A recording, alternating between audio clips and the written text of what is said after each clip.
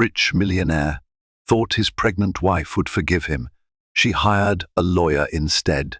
Alexander Harrington believed he had it all: wealth, status, and the perfect loving wife carrying his unborn child.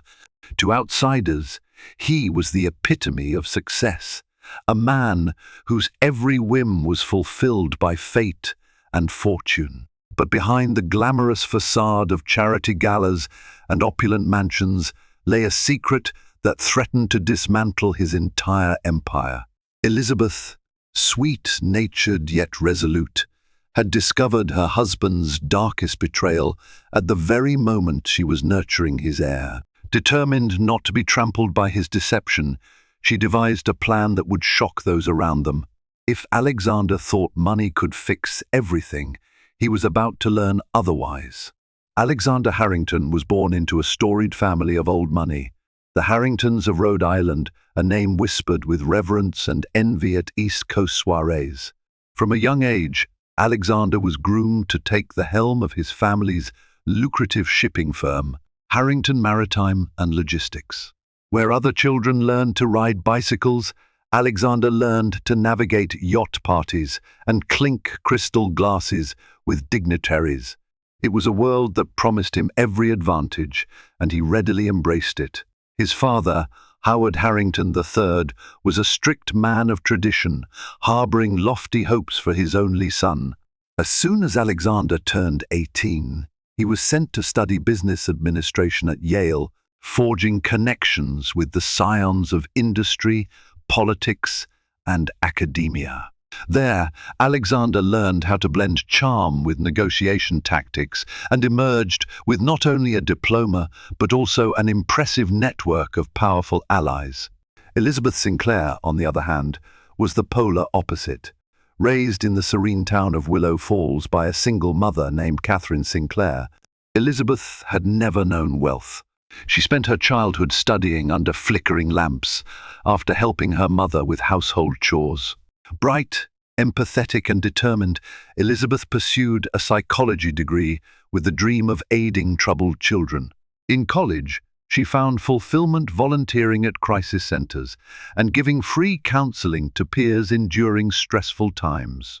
They met at a charity function hosted by mutual friends, an unlikely pairing at first glance.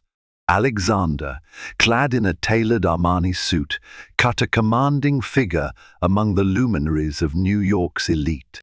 Elizabeth was there as a volunteer, dressed in a simple navy blue dress, welcoming guests and providing them with brochures about the night's Children's Hospital fundraiser. When their eyes locked, it was as if two worlds collided, the opulence of Alexander's background and the modest grace of Elizabeth's humble upbringing. Their romance was both swift and remarkable. Alexander was enchanted by Elizabeth's sincerity. She treated everyone the same, whether a CEO or a kitchen helper. Elizabeth, in turn, saw in Alexander a gentle soul beneath the polished veneer, a man yearning for genuine connection in a circle that prized superficialities. Their courtship defied every stereotype. Instead of taking her to caviar and champagne galas, Alexander found himself strolling through Willow Falls farmers' markets, sampling freshly baked bread and helping Elizabeth load boxes of donated books at the local library fundraiser. Within a year, they were engaged. Society gossips murmured about the commoner bride, but Alexander's father, Howard, found himself oddly relieved.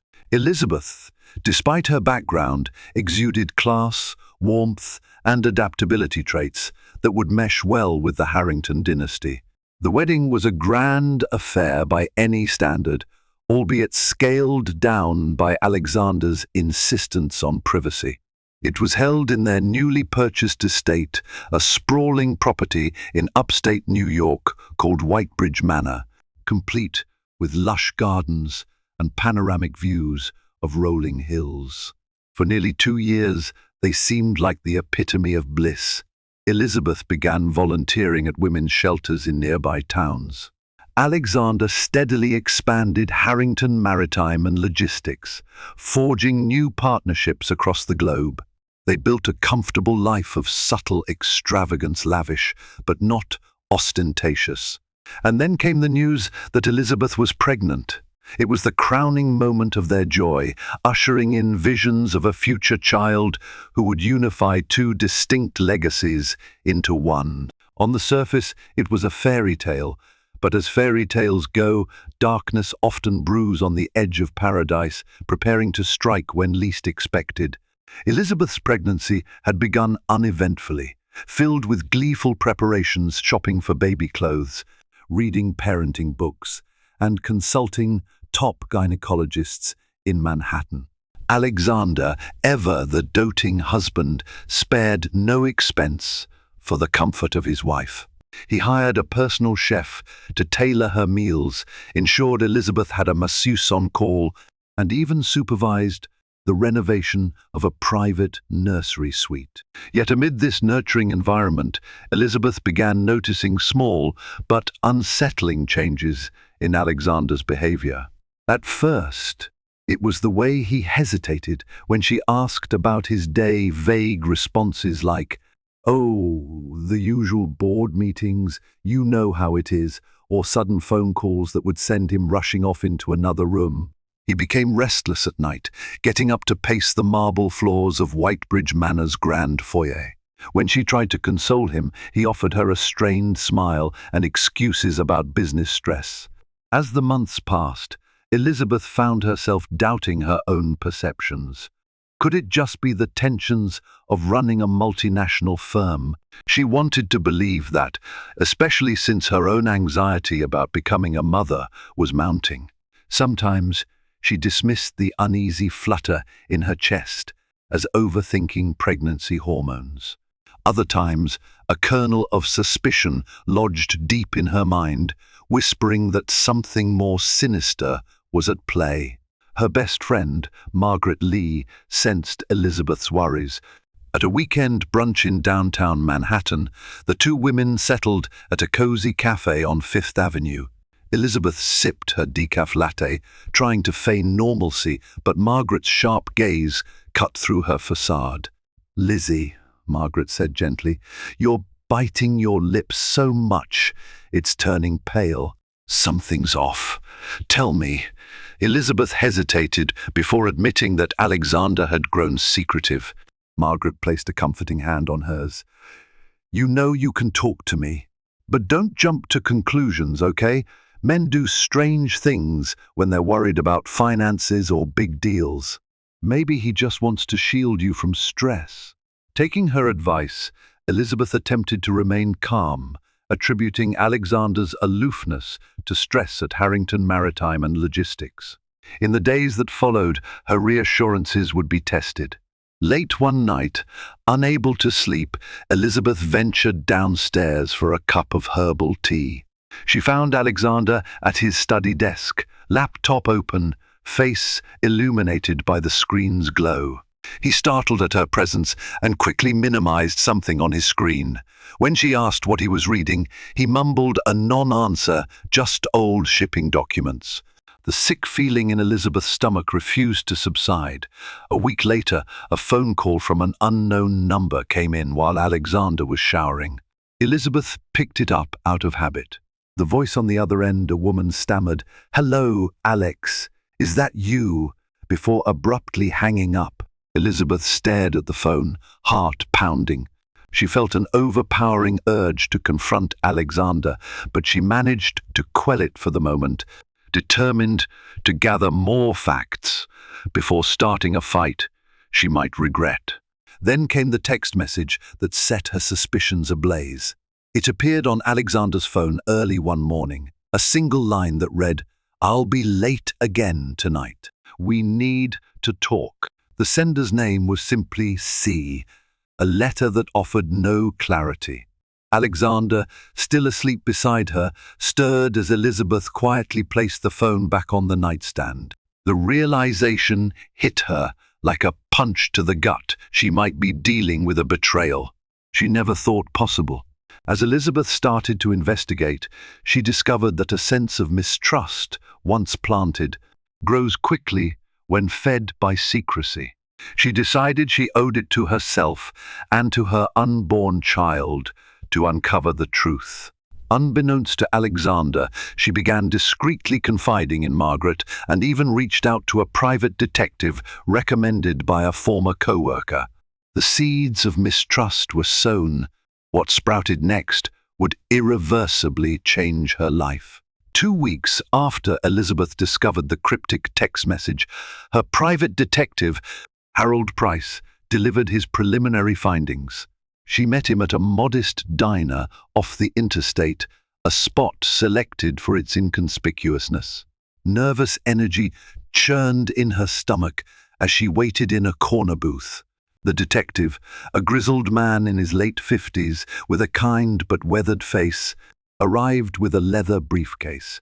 He slid a manila folder across the table to Elizabeth, clearing his throat. "I don't want to jump to conclusions," he began, "but there's enough here for you to question your husband's fidelity." Elizabeth braced herself as she peered inside, scanning photographs of Alexander entering a luxury apartment building at odd hours, accompanied by a striking woman with dark hair. Elizabeth recognized the building as an upscale tower on Park Avenue, reserved for those who could afford million-dollar condos. "I can't confirm the nature of their relationship yet," Harold said gently, "but they appear close. Further investigations might give us a clearer picture." He hesitated, noticing Elizabeth's trembling hands. "Are you sure you want me to continue?" Elizabeth nodded, tears pricking at her eyes. "I need to know the truth," she whispered, recalling how this entire scenario seemed unreal. Her husband, the man she trusted more than anyone else, could be living a double life. In that moment, Elizabeth wasn't just a betrayed wife, she was a mother-to-be, grappling with the fear of bringing a child into a broken world. She returned to Whitebridge Manor that evening, each tick of the grand foyer's antique clock echoing ominously in her ears. She paced by the window, waiting for Alexander's car to pull up the circular driveway. At 11, the sleek black Mercedes rolled in. Alexander entered, looking tired, but carrying that casual indifference that had become second nature in the past months. "Liz, you're still up?" he asked, slipping off his jacket. "You should be resting." She didn't respond immediately. Instead, she stared at him with a gaze that demanded honesty. "Where have you been, Alex?" He tried to mask his discomfort, removing his tie. "Meetings ran late. One of our overseas partners." "You're lying," Elizabeth cut in. Her voice was calm, but the undercurrent of anger was unmistakable. She pulled out the photos from her purse. "Who is she?" Alexander froze, his eyes flicking from the pictures to Elizabeth's face. For a moment, he looked stricken. Then came a fleeting expression of defiance. "It's not what you think," he insisted. "She's a consultant I've been working with to finalize a confidential deal." "I didn't want to worry you. You think I'm a fool?" Elizabeth's voice cracked. The tension in the room was suffocating. She was quivering, equal parts rage and heartbreak. "You don't return calls.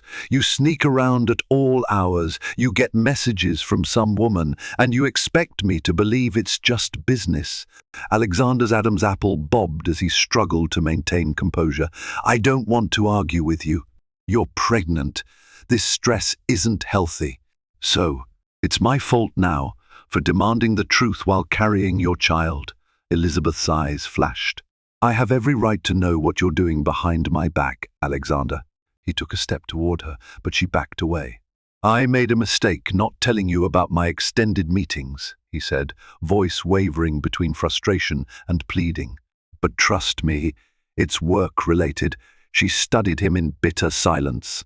Part of her wanted desperately to believe him, to bury the evidence and accept any excuse, if only to preserve the life she cherished.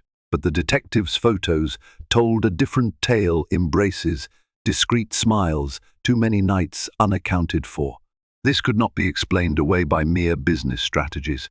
Before she could say another word, Alexander's phone buzzed loudly in his pocket.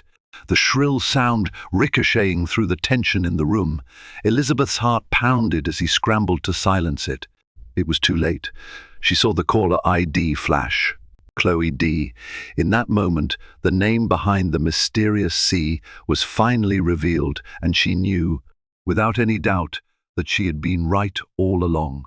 Unable to bear the atmosphere in the house, Elizabeth stormed out, ignoring Alexander's pleas for her to stop. She needed air, time to think, a moment to come to terms with the betrayal. Outside, the cold wind stung her cheeks, but nothing hurt as much as the crushing reality of her husband's likely infidelity. When she returned inside half an hour later, Alexander was gone, either to chase after her or to flee from the conflict. She couldn't tell. What she did know was that she could no longer be the naive wife, hoping for a blissful resolution.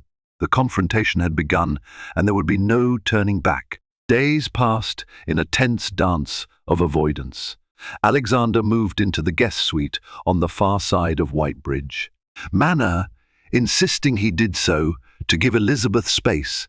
She, in turn, busied herself with baby preparations, ignoring his presence except when absolutely necessary.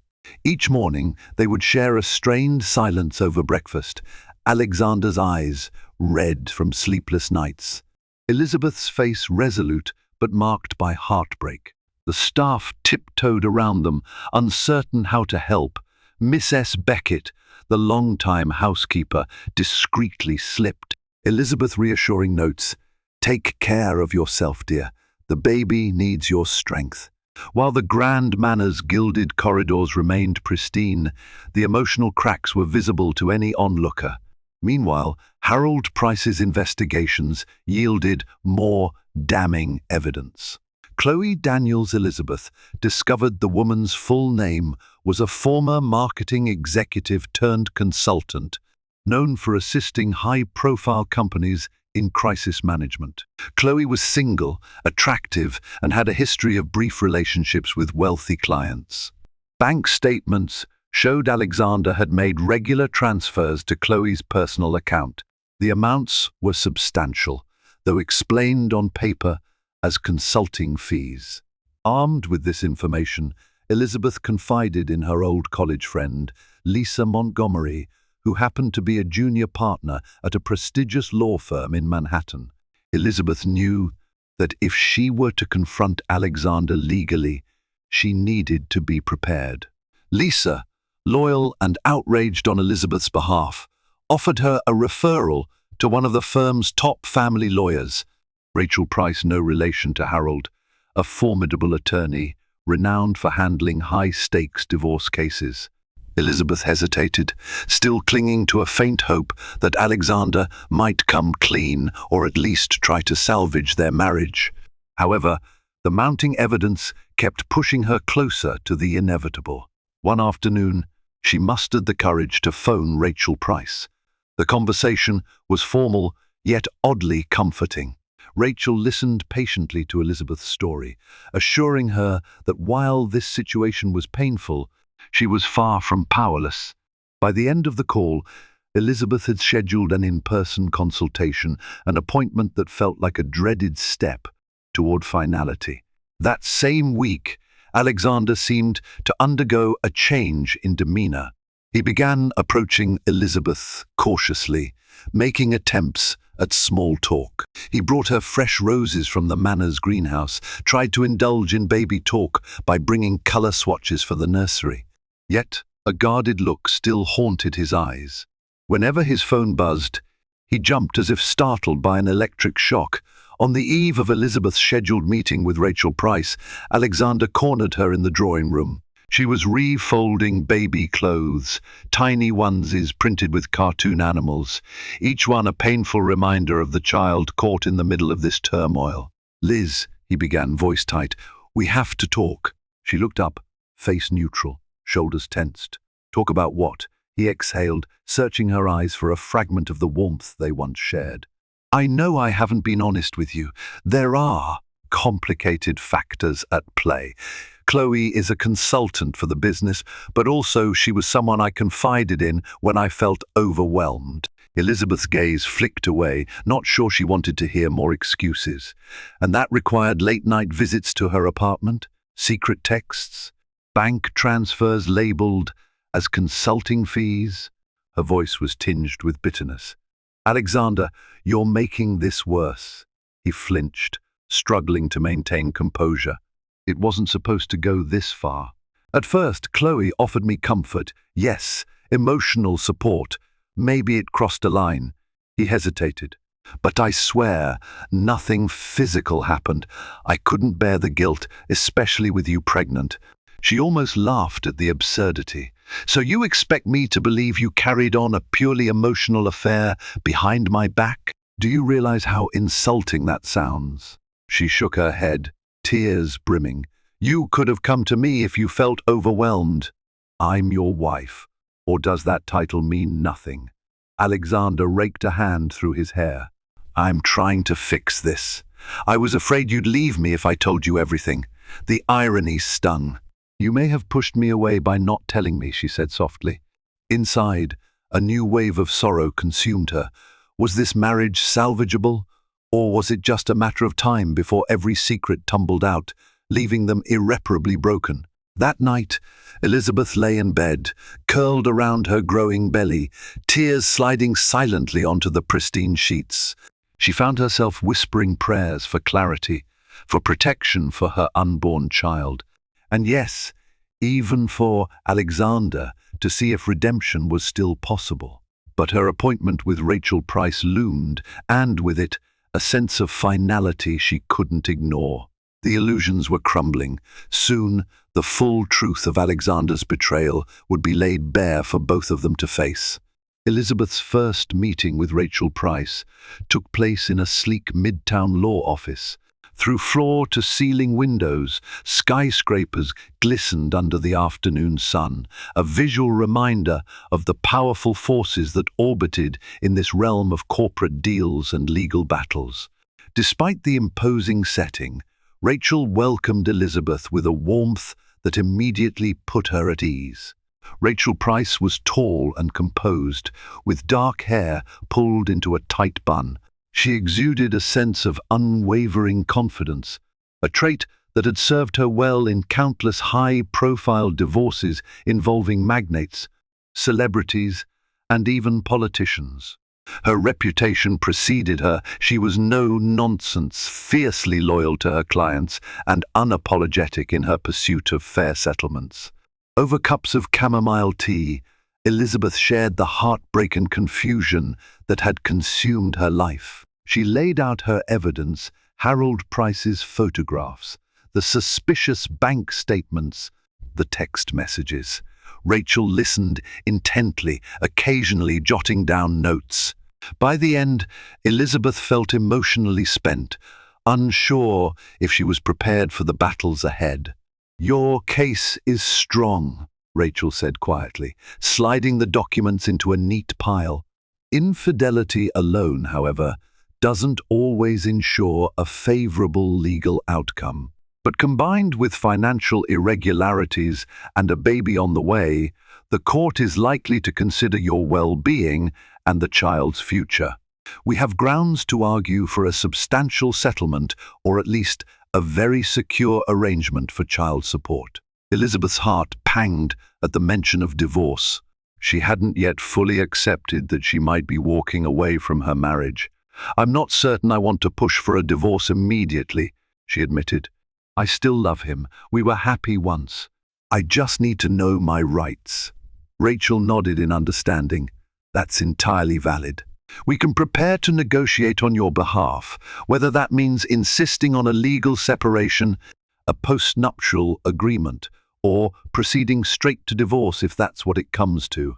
She offered Elizabeth a gentle look. "You don't have to decide right now. My job is to protect you and your child." As Elizabeth left the office, she was greeted by none other than Chloe Daniels in the lobby. Whether by design or sheer coincidence, the timing felt cruelly orchestrated.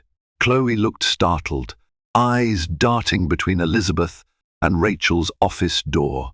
Clad in a sleek pencil skirt and holding a designer handbag, Chloe exuded an aura of polished confidence that now felt utterly menacing to Elizabeth. Elizabeth's stomach lurched as she passed, head high. She saw recognition flash in Chloe's eyes, an uncomfortable mixture of guilt and defiance. The moment was fleeting. Chloe offered a tight smile and turned on her heels, disappearing into an adjacent corridor. Elizabeth stood there, reeling from the shock. What was Chloe doing in this law firm? The possibility that Alexander had sent Chloe to consult with another attorney on his behalf gnawed at her.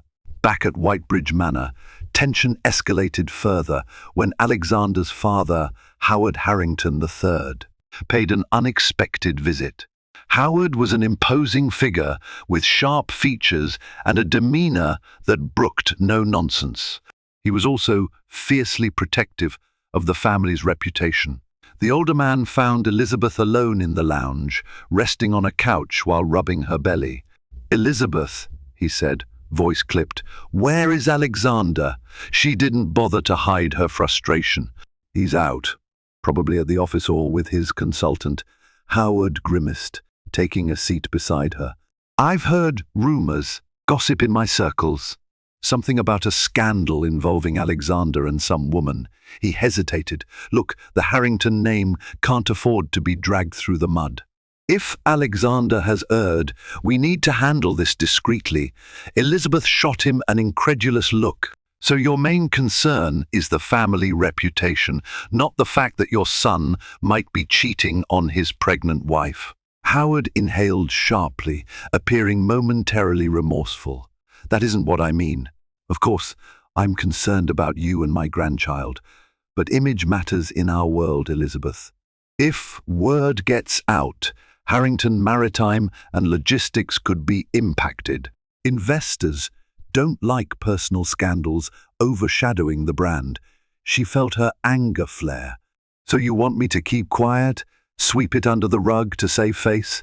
"Not exactly. We just need to be strategic. The Harrington fortune is a cornerstone of society. If you speak with a lawyer and the media catches wind, we'll all suffer." He paused, noticing the steely resolve in her eyes. "But if you want to negotiate something, the family is willing to make sure you and the baby are provided for." Elizabeth's lips trembled, torn between resentment and sorrow. Howard's statement was both an offer of support and a veiled threat. Accept hush money or face the potential fallout of a messy scandal. She stood, gently cradling her belly. "I'm not interested in hush money, Howard.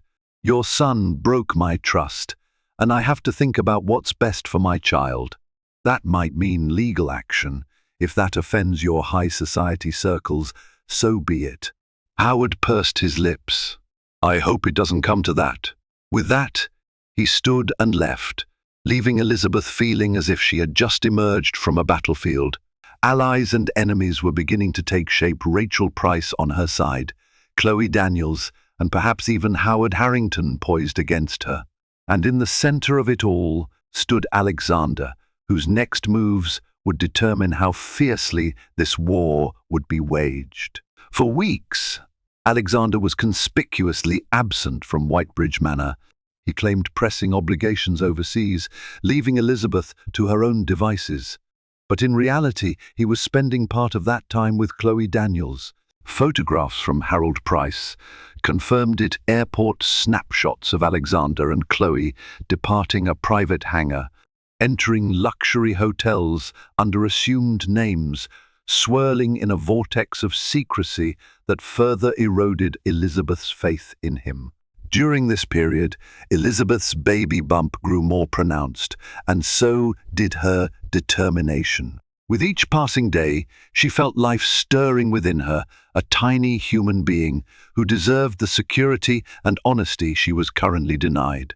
She had not yet filed for divorce, uncertain whether she wanted to sever ties or give Alexander a chance to redeem himself. But she continued her quiet collaboration with Rachel Price, who offered a new strategy: propose a controlled legal separation that would force Alexander to lay his cards on the table.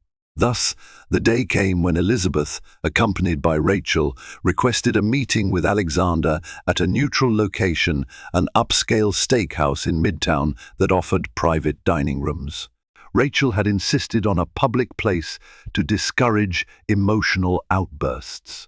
Ironically, it was the same restaurant where Alexander had once surprised Elizabeth with a romantic dinner years ago, the memory of candlelit bliss now painfully overshadowed by the present darkness. When Alexander arrived, Chloe was with him, an audacious move that made Elizabeth's blood boil. Rachel, unruffled by the drama, calmly informed Alexander that this was a confidential meeting between spouses and their legal counsel, implying Chloe's presence was inappropriate. Alexander brushed her off with a dismissive wave.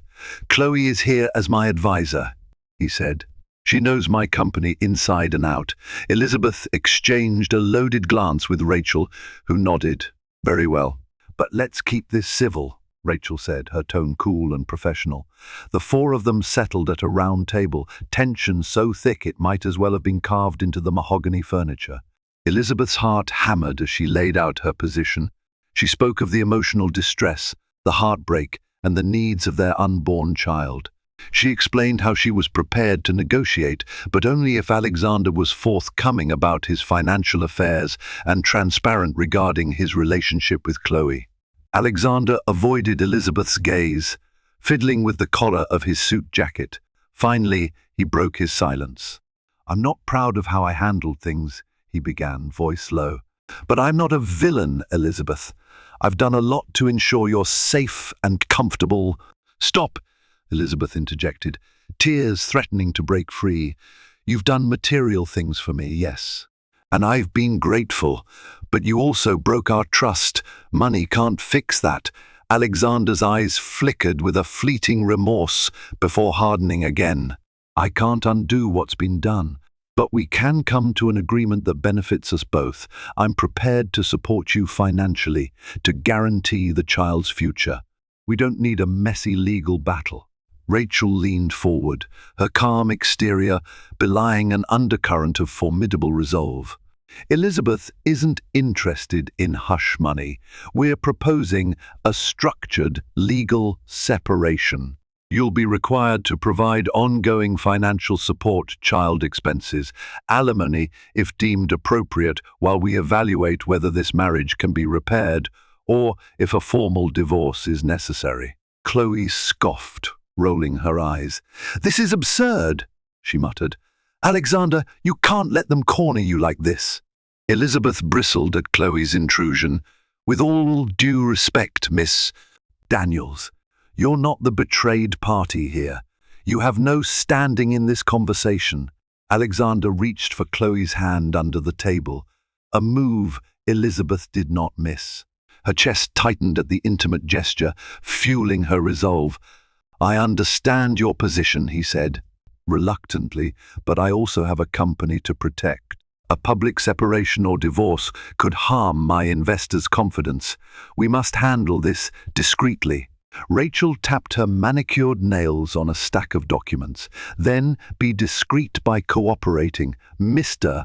Harrington, we have enough evidence of your affair to argue irreconcilable differences. Plus, your wife is pregnant, which typically sways the court's favor." Her tone took on a steely edge. "If you want to avoid further scandal, I suggest you accommodate Elizabeth's requests." Chloe's eyes narrowed, and she opened her mouth to speak, but Alexander silenced her with a subtle shake of his head. "All right," he conceded, sighing. "Send me the paperwork, and I'll review it with my legal team." The meeting concluded in tension-laden silence. As Elizabeth and Rachel exited, they heard Chloe hiss something at Alexander, who simply rubbed his temple and stared down at the table. Out in the fresh air, Elizabeth felt her shoulders sag with emotional exhaustion.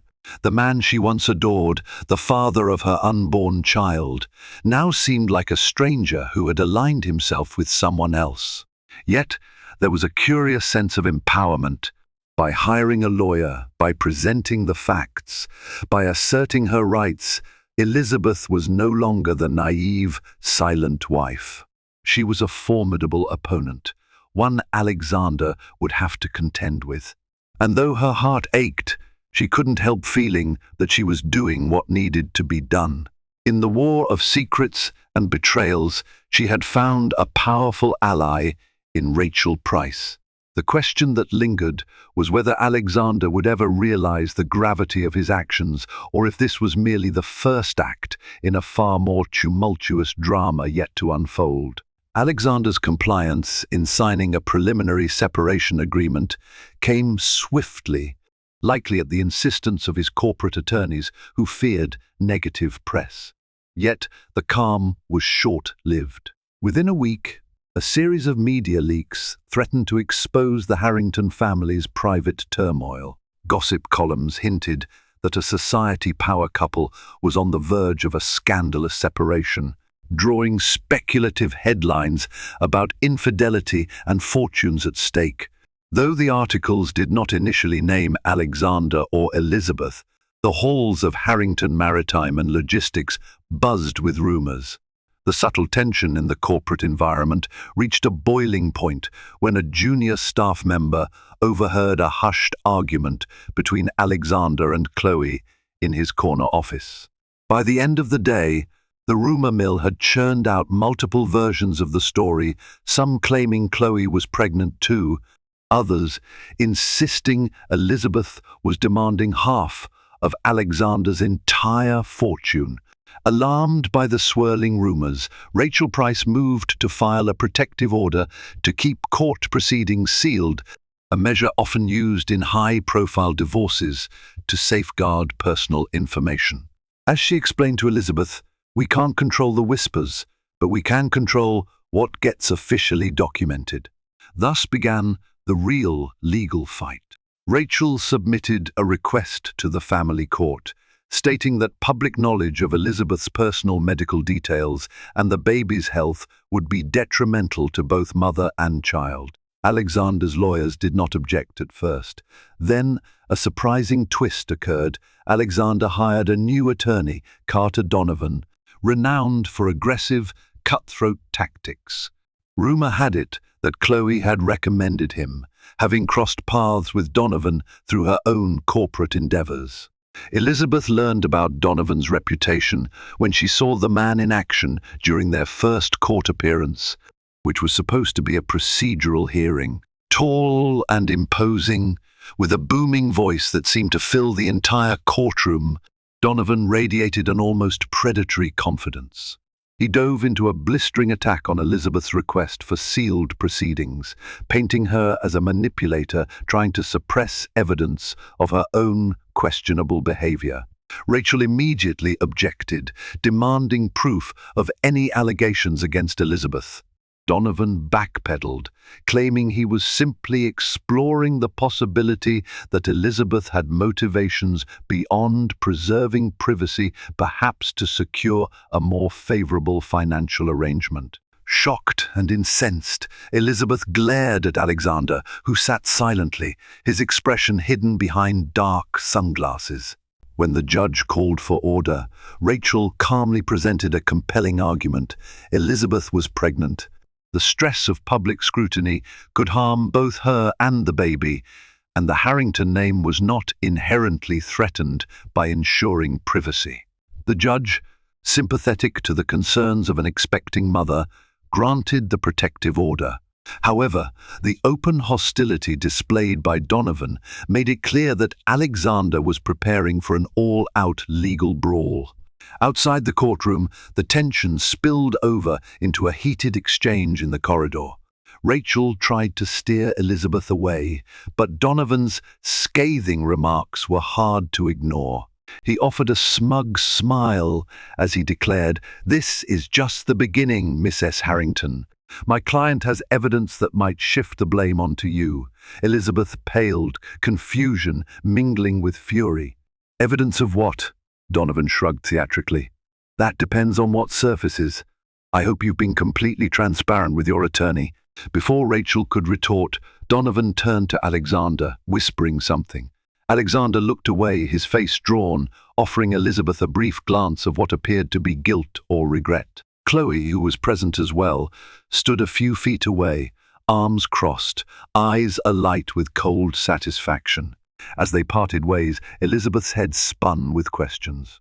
What kind of evidence could they possibly have against her? She had led a quiet life, volunteering and focusing on her pregnancy. Could they be fabricating lies to smear her credibility? That evening, Elizabeth recounted the events to Rachel in her office. Rachel reassured her that any false claims would be challenged. Yet a nagging worry settled in Elizabeth's mind. Alexander might stoop to unconscionable measures to protect his empire and possibly to appease Chloe's demands. Courtroom tensions had escalated. The protective order was a minor victory, but the war was far from over. Elizabeth felt her once stable life teetering on the precipice of chaos. As she left Rachel's office, she pressed a hand against her belly, feeling a flutter from within. The baby was a reminder of what truly mattered, safeguarding this innocent life, no matter how vicious the legal or emotional battles became. Whatever secrets or manipulation Donovan threatened to unveil, Elizabeth resolved to stand her ground. In the weeks following the initial court hearing, Alexander made a series of perplexing overtures towards Elizabeth. He sent lavish bouquets of her favorite hydrangeas daily, ordered gourmet meals to be delivered to Whitebridge Manor, and even arranged for a prenatal spa package at an exclusive retreat. These gestures left Elizabeth torn between anger and a lingering yearning for the intimacy they once shared. Was this a genuine attempt at reconciliation, or a calculated move to sway her decisions? Chloe Daniels was never far from the picture. She continued to appear in tabloid photos with Alexander smiling at business events, leaving swanky hotels side by side. The public narrative was that Chloe was Alexander's right-hand woman, but the undertone suggested something far more personal. Despite this, Alexander insisted during a phone call with Elizabeth that he was sorting things out. Sorting out what, exactly, he never made clear. Then, without warning, Alexander suggested couples therapy. He phoned Elizabeth late one night, his voice subdued yet insistent. "I realize I messed up," he said, words tumbling like stones. "But I don't want to lose you or our child.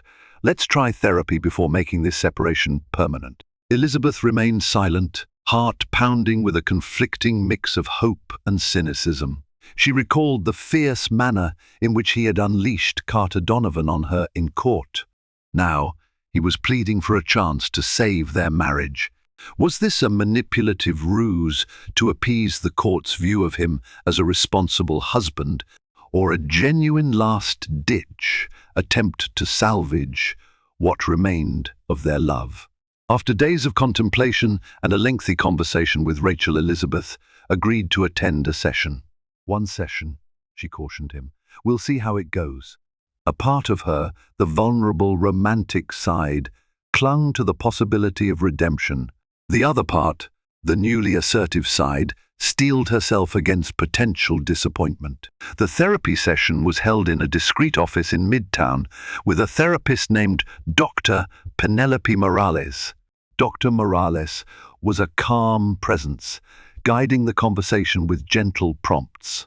Alexander began by apologizing, acknowledging that his actions, though never explicitly labeled as an affair, were inappropriate and hurtful.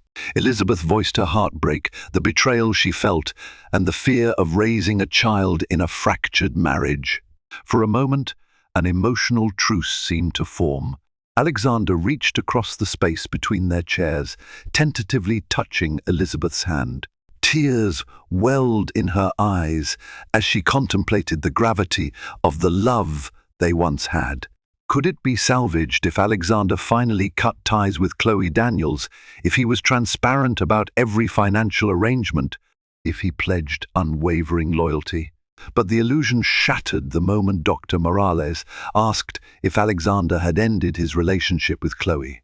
He hesitated, just a heartbeat of silence, but enough for Elizabeth to feel a cold dread seep into her bones. "We're resolving business matters," he said lamely, offering a half excuse about transitioning Chloe's responsibilities. Elizabeth withdrew her hand. This was not the wholehearted commitment she had hoped for. At the end of the session, Dr. Morales advised them to continue therapy if they truly aimed to rebuild trust. Alexander nodded, but Elizabeth left feeling emotionally drained and unconvinced. On her way out, her phone buzzed with a text from Margaret Lee. Her longtime friend, who had been a pillar of support, saw the tabloid photos. "Chloe is still with Alex. Are you sure therapy is worth it?" Elizabeth stared at the phone, fighting tears. The question was valid. Perhaps Alexander's willingness to attend therapy was nothing more than a performance for the courts and the media. Indeed, on her drive back to Whitebridge Manor, she found herself recalling Carter Donovan's mocking grin. Was this entire therapy proposition just another tactic to paint her as the uncooperative spouse if she refused? That evening, the question of Alexander's sincerity weighed on Elizabeth's mind like an anvil. She was exhausted, both physically and emotionally, feeling the baby's gentle movements. The child's presence reminded her that she was not alone in these battles. She had a precious life to protect. Whether Alexander's attempts at reconciliation were a ruse or a genuine bid for redemption, she had to prioritize the well-being of herself and their unborn child. Dr. Morales booked another session for the following week, but Elizabeth found herself uncertain if she could endure more partial truths and half-baked apologies. For now, she decided, the best course was to maintain her legal protections, stay the path with Rachel Price, and brace for whatever revelations might come next.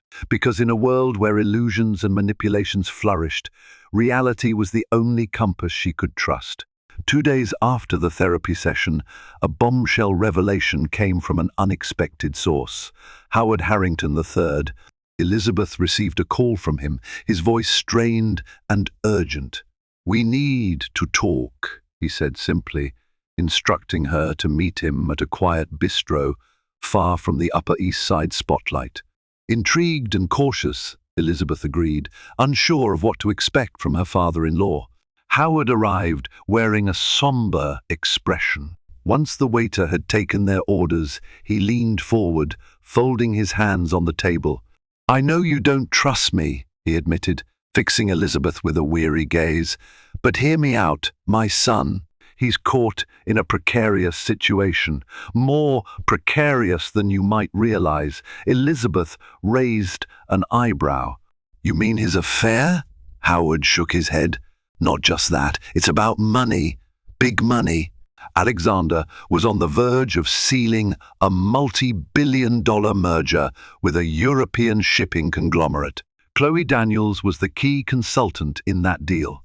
They were poised to become unstoppable if everything went through, but the negotiations have soured since this scandal broke out. Investors are uneasy.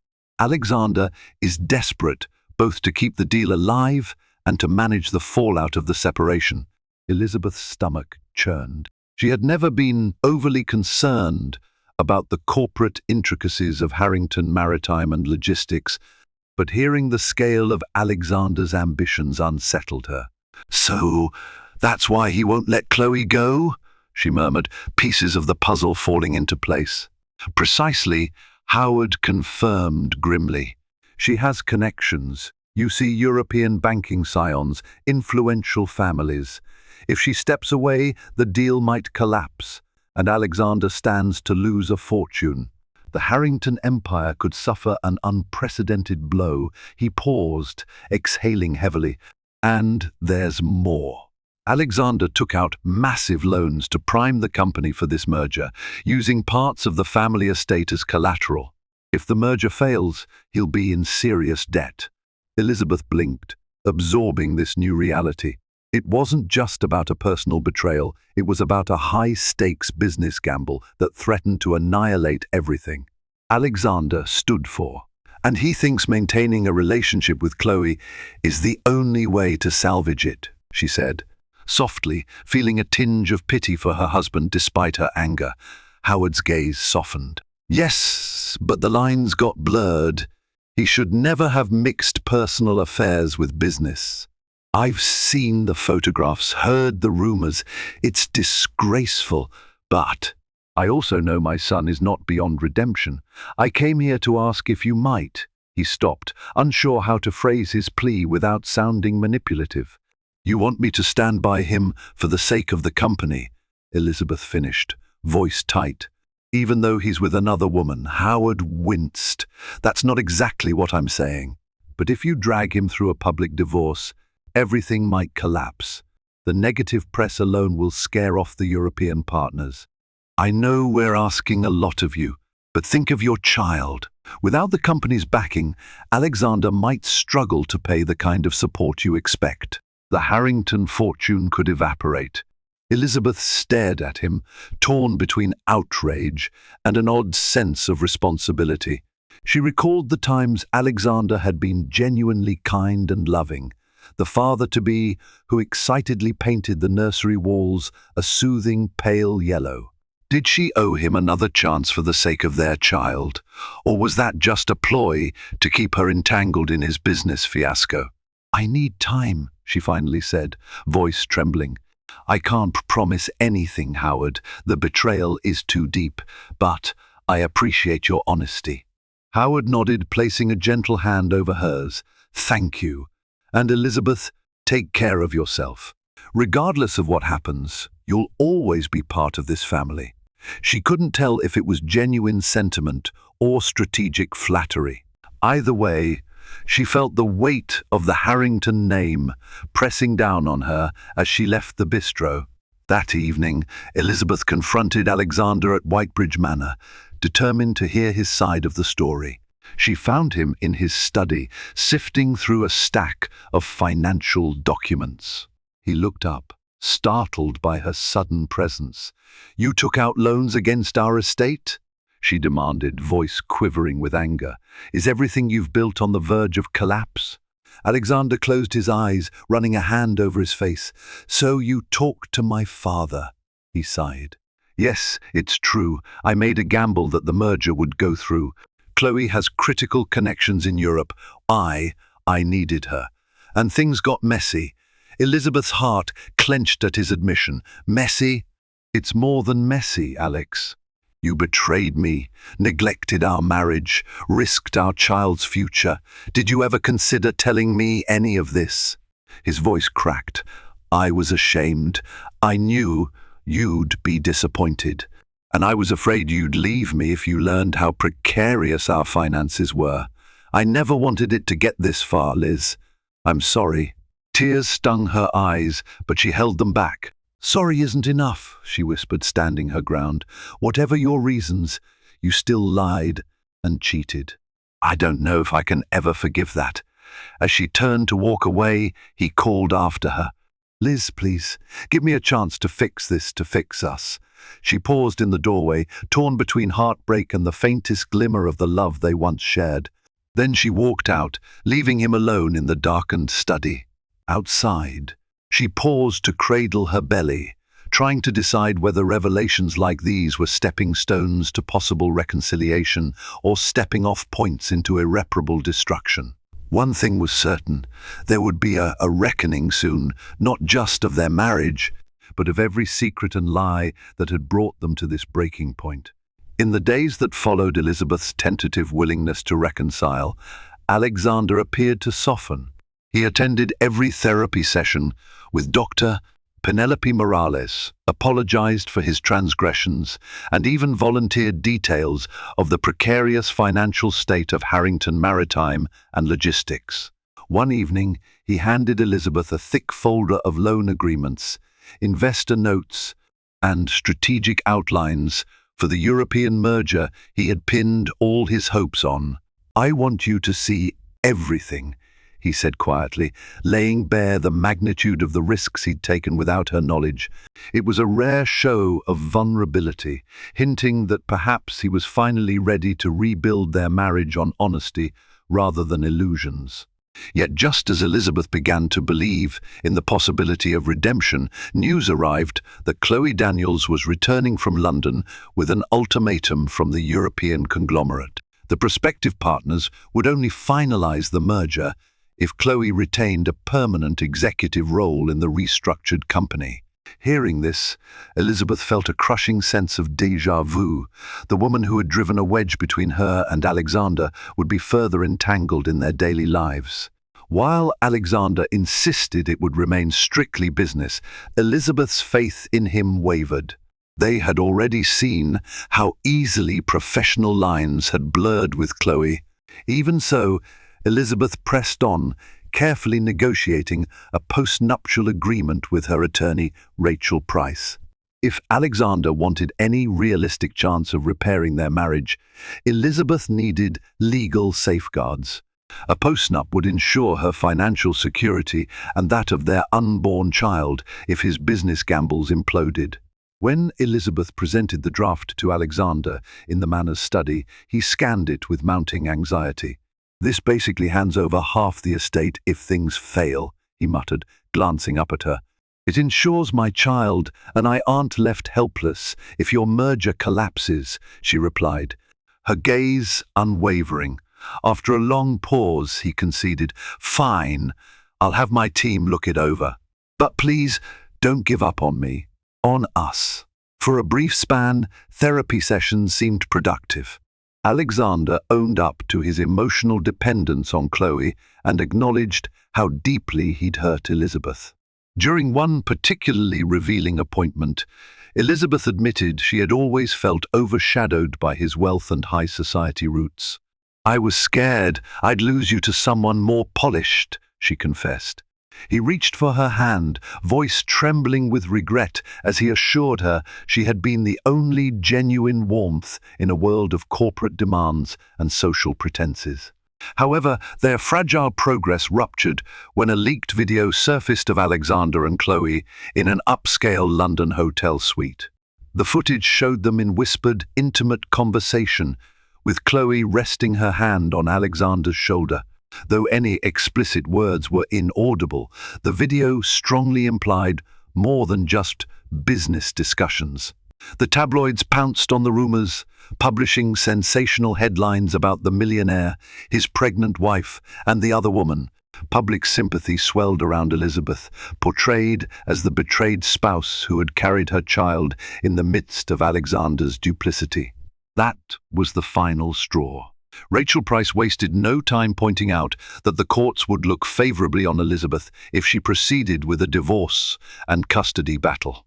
No matter how Alexander tried to apologize or explain the context of that video, it was undeniable evidence that he had sustained his ties to Chloe, even while proclaiming his desire to reconcile. Now, with the eyes of society upon them, Elizabeth realized that remaining in limbo would only prolong her heartache. She decided to act.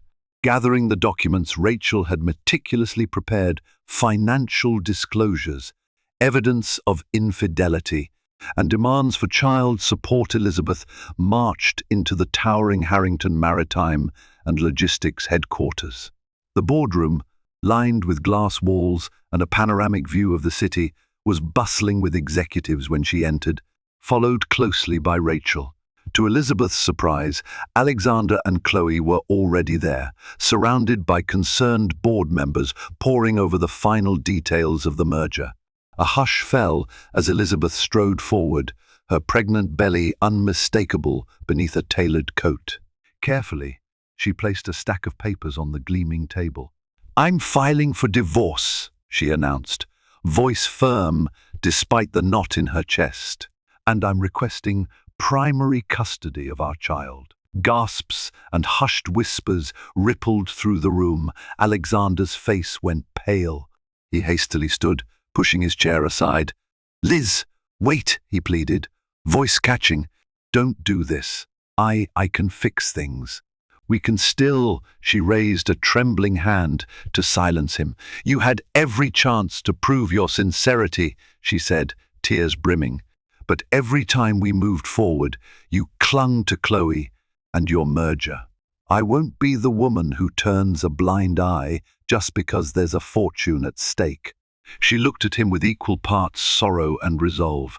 I refuse to teach my child that love means accepting deceit. Chloe shot an anxious glance at Alexander, but he remained rooted to the spot, searching Elizabeth's eyes for any sign of hope. All he found was finality. Rachel cleared her throat. We'll be in touch, Mr. Harrington, she said in a measured tone. The filings are official, and we expect your prompt response. As Elizabeth departed, a tidal wave of emotions engulfed her. She felt sorrow for the memory of what they once had, rage at the betrayal that destroyed it, and a quiet triumph for standing firm when so many had urged her to compromise.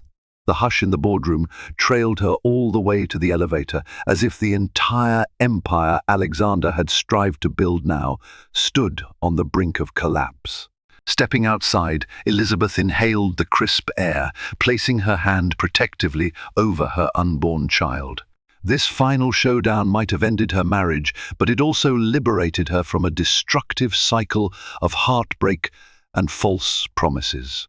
Through every twist of this tumultuous journey, she had emerged with her dignity intact, no longer a helpless figure in Alexander's shadow, but a mother determined to secure a future free from the chains of betrayal. And so ends the tale of Alexander Harrington, a millionaire who assumed money and hollow apologies could mend the devastation he caused.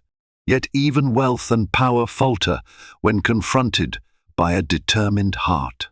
Elizabeth, once gentle and accommodating, grew into a resolute figure, risking everything to protect her child from deceit and manipulation. In the end, she chose self-worth over empty comforts, proving that true strength lies in standing firm for what you deserve, no matter how imposing the opposition. Thank you for watching this gripping real-life drama of betrayal, heartbreak, and ultimate empowerment. If this story resonated with you, don't forget to like, share, and subscribe to our channel. Your support enables us to continue bringing you powerful, inspiring narratives that remind us all of the human capacity for resilience and growth. Stay tuned for more stories that explore the complexity of relationships, ambition, and the triumph of the human spirit.